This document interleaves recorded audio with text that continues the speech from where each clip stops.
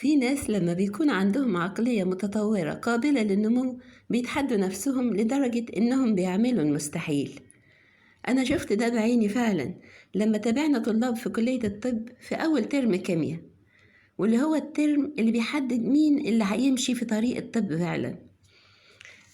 الكورس ده صعب جدا ومتوسط الدرجات في الامتحانات كان C+، مع إن الطلبة دي متعودة طول حياتها على المستوى A. أغلب الطلبة بدأوا متحمسين، بس مع الوقت الطلبة اللي عندها عقلية ثابتة كانت هتفضل تحب الكيمياء لو كانت بتنجح فيها من البداية، وكانت هتستمر في شغفها بالكيمياء لو ما كانتش واجهت فشل في الأول. بمعنى إن حبها للمجال كان ممكن يستمر لو النجاح كان بيجيلها بسهولة من البداية. لكن أول ما بدأت تصعب عليهم المادة بدأ الحماس يقل. طالبة منهم قالت كل ما الكيمياء بتصعب أكتر بحس إني مضطرة أذاكر بالعافية. كنت متحمسة قوي، ده كان في الأول، لكن دلوقتي كل ما أفكر في الكيمياء بيجيلي إحساس وحش قوي في بطني. في المقابل الطلبة اللي عندهم عقلية قابلة للنمو فضلوا بنفس درجة الحماس، حتى الكورس لما بدأ يكون صعب عليهم فضلوا بنفس حماسهم وشغفهم. واحدة قالت هو أصعب من اللي أنا كنت متخيلاه، بس ده اللي كنت أنا عايزاه فعلا، وده بيخليني يجيلي إصرار أكتر لما يقولولي مش هتقدري. ده بيخليني عايزة أثبت العكس. هما كده عندهم التحدي مربوط بالاهتمام وحب الحاجة. وشوفنا نفس النتيجة مع أطفال أصغر في السن لما ادينا لتلاميذ في 5 ابتدائي مجموعة بازلز ممتعة. كلهم كانوا مبسوطين في الأول، لكن لما صعبنا البازلز الأطفال اللي عندهم عقلية ثابتة فقدوا الحماس تماما. وفي طفل قال لنا مش مشكلة، أنا أصلا عندي منهم في البيت، مع إنه كان بيكذب، بس هو كان عايز يهرب. حتى الأطفال اللي كانوا أشطر ناس في حل البازلز فقدوا حماسهم لما بقت صعبة. يعني معنى الكلام إنك موهوب مش كفاية خالص. أما الأطفال اللي عندهم عقلية قابلة للنمو ما قدروش يبعدوا عن البازلز الصعبة. دي كانت أكتر مرحلة حبوها وطلبوا ياخدوها معاهم البيت.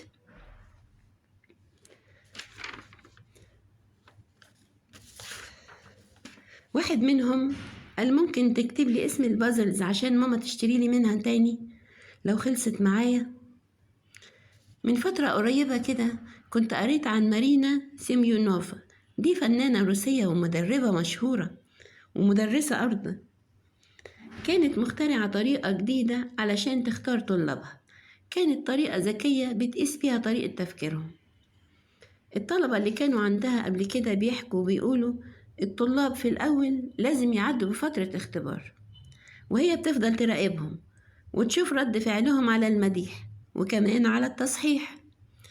اللي بيستجيبوا للتصحيح بشكل أحسن هم اللي بتعتبرهم يستاهلوا يكملوا. يعني كانت بتفرق بين الناس اللي بتحس بالإنجاز من الحاجات السهلة اللي خلاص أتقنوها، وبين الناس اللي بتحس بالإنجاز الحقيقي لما يواجهوا تحديات صعبة. مش هقدر أنسى كمان أول مرة حسيت فيها إن الحاجة الصعبة ممكن تكون ممتعة حقيقي.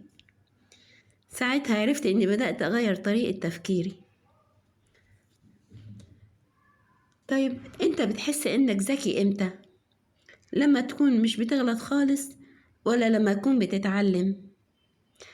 الموضوع دلوقتي هيكبر أكتر، علشان في طريقة التفكير الثابت النجاح لوحده مش كفاية. إنك تبان ذكي وموهوب مش كفاية، لازم تبان مثالي تقريبا، ولازم تبان مثالي فورا. سألنا ناس من أعمار مختلفة من أطفال لحد شباب إمتى بتحس إنك ذكي؟ وكانت الفروق بينهم كبيرة جدا. الناس اللي عندها طريقة التفكير الثابتة قالوا لما ما غلطش خالص، أو لما بخلص الحاجة بسرعة وتطلع مثالية، أو مثلا لما الحاجة تكون سهلة عليا والناس التانية مش عارفة تعملها. يعني الموضوع كله عندهم هو المثالية دلوقتي حالا. لكن الناس اللي عندهم طريقة التفكير القابلة للنمو قالوا لما الموضوع بيبقى صعب جدا وأبذل فيه مجهود كبير، وفي الآخر أقدر أعمل حاجة ما كنتش بعرف أعملها. أو لما أشتغل على حاجة فترة طويلة وأبدأ أفهمها. الموضوع عندهم مش إن كل حاجة تبقى مثالية من أول لحظة، همهم الحقيقي هو إنهم يتعلموا مع الوقت ويواجهوا تحديات ويتقدموا فيها. لو عندك موهبة ليه تحتاج تتعلم؟ الحقيقة إن الناس اللي عندها طريقة التفكير الثابتة بتتوقع إن الموهبة تبان لوحدها من غير ما يكون فيها أي تعلم، لأنهم مؤمنين ومعتقدين إن لو عندك الموهبة فهتظهر تلقائي، ولو ما عندكش يبقى خلاص مفيش حاجة هتظهر. بشوف ده كتير جدا.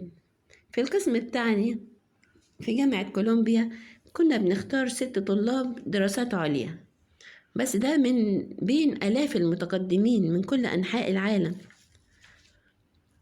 كلهم درجاتهم عالية جدا وتوصياتهم ممتازة من أساتذة كبار، وكانوا متقدمين لأفضل الجامعات. في حالات معينة مجرد يوم واحد كفاية يخليهم يحسوا إنهم مش على قد المكان اللي هم فيه. امبارح كانوا حاسين إن هم جامدين وناجحين، والنهاردة حاسين إن هم فشلة. بيبصوا على الدكاترة وأبحاثهم ويقولوا إزاي دول بيعملوا كده، أنا مستحيل أوصل للي هم فيه.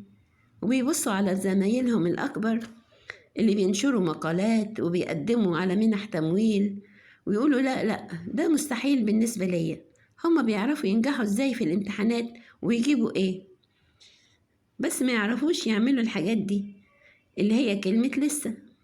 أنا لسه ما تعلمتش أعمل ده. الناس دي بينسوا كلمة لسه. مش ده هدف المدرسة إنها تعلمنا، هم جايين يتعلموا إزاي يعملوا الحاجات دي، مش لأنهم بالفعل يعرفوا كل حاجة. بفكر لو كان ده اللي حصل مع جانيت كوك وستيفن جلاس. الاتنين دول كانوا صحفيين شباب ولمعوا بسرعة جدا، بس بمقالات مفبركة. جانيت كوك خدت جائزة بوليتزر عن مقالاتها في الواشنطن بوست عن طفل عنده 8 سنين ومدمن مخدرات، بس الطفل ما كانش له وجود أصلا، واتسحبت منها الجايزة بعد كده، وكان موقفها مش كويس أبدا. ستيفن جلاس كان الصحفي العبقري في مجلة ذا نيو ريبابليك، وكان عنده قصص ومصادر الصحفيين ما يحلموش بيها أصلا، بس المصادر اللي كان بيحصل عليها ما كانتش حقيقية والقصص كلها مفبركة. طيب هل الاتنين دول كانوا حاسين إن لازم يكونوا مثاليين من أول لحظة؟ هل كانوا شايفين إن الاعتراف بعدم المعرفة ممكن يخلي زملائهم يشكوا فيهم؟ كانوا فاكرين إن هم لازم يبقوا كبار الصحفيين قبل حتى ما يتعلموا. ستيفن جلاس كتب وقال إحنا كنا نجوم عباقرة من بدري خالص، وده اللي كان الأهم. الناس شايفاهم كدابين وفعلا كذبوا، بس أنا شايفهم شباب موهوبين بس عندهم يأس، استسلموا لضغط طريقة التفكير الثابتة. في الستينات كان في مقولة بتقول إنك تبقى في رحلة بتطور فيها أحسن من إنك تكون وصلت. اللي عنده طريقة التفكير الثابتة مش بيقدر يستمتع برحلة التطور دي، لازم يبقى وصل بالفعل عشان بيكون شايف إن نتيجة الامتحان بتفضل للأبد. خلينا نشوف ليه في طريقة التفكير الثابتة لازم تكون مثالي دلوقتي حالا.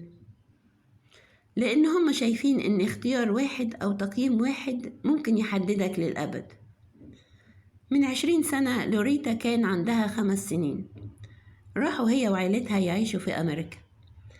بعد أيام قليلة مامتها خدتها المدرسة الجديدة، وهناك عملوا لها اختبار.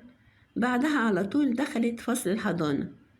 هي ما بدأتش في فصل المتميزين اللي هو مخصص للطلبة المتميزين، بس مع الوقت نقلوها هناك وكملت دراستها فيه لحد ما اتخرجت وخدت جوائز أكاديمية كتير. إنما من جواها عمرها ما حست إن هي فعلا من الناس دي أو حتى شبههم.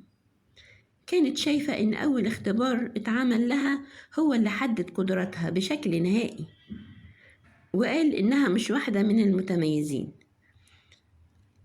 وإن مكانها هناك كان مجرد صدفة أو غلط. ما فكرتش إنها كانت لسه مغيرة بلد وبيئة، أو يمكن ما كانش فيه مكان فاضي ساعتها، أو إن المدرسة كانت شايفة إن البداية في فصل أهدى هتكون أسهل عليها. في مليون طريقة تفسر اللي حصل، بس هي اختارت التفسير الغلط. كانت مفسرة إنها ما دخلتش فصل المتميزين من الأول علشان ده مش مستواها، ولما دخلته بعد كده كان مجرد صدفة، وإن دي مش حقيقتها. لأن في عالم التفكير الثابت مفيش حاجة اسمها تبقى من المميزين بعدين. لو كنت فعلا من المميزين كانوا عرفوك من الأول وضموك ليهم على طول. هل لوريتا كانت حالة نادرة، ولا النوع ده من التفكير منتشر أكتر من ما احنا متخيلين؟ علشان نعرف، ورينا مجموعة أطفال في الصف الخامس صندوق مقفول، وقلنا لهم إن جواه اختبار بيقيس قدرة مدرسية مهمة، وما قلنا لهمش أكتر من كده. وبعدين سألناهم شوية أسئلة عن الاختبار. أول حاجة حبينا نتأكد إن هم صدقونا، فقلنا لهم تعتقدوا الاختبار ده بيقيس فعلا قدرة مهمة مدرسية؟ كلهم قالوا آه. بعد كده سألناهم تعتقدوا الاختبار ده بيقيس نسبة ذكائكم؟ وسألنا كمان تعتقدوا الاختبار ده بيحدد هتكونوا أذكياء قد إيه لما تكبروا؟ الطلبة اللي عندهم طريقة التفكير القابلة للنمو صدقوا إنه بيقيس قدرة مهمة، لكن ما صدقوش أبدا إن هو بيقيس ذكائهم، وطبعا ما صدقوش إنه بيحدد مستقبلهم. واحد فيهم قال مستحيل، مفيش اختبار يقدر يعمل كده. لكن الطلبة اللي عندهم طريقة التفكير الثابتة ما اكتفوش بتصديق إن الاختبار بيقيس قدرة مهمة، لأ، كمان صدقوا بنفس القوة إنه بيقيس أهم حاجة عندهم، وبيقيس إن هم أذكياء قد إيه، وكمان هيبقوا أذكياء قد إيه لما يكبروا. ادوا لاختبار واحد سلطة إنه يقيس ذكائهم الأساسي من دلوقتي ولسنين قدام. ادوا له السلطة إنه يعرفهم ويحددهم، وعشان كده كل نجاح بيكون مهم جدا بالنسبة لهم.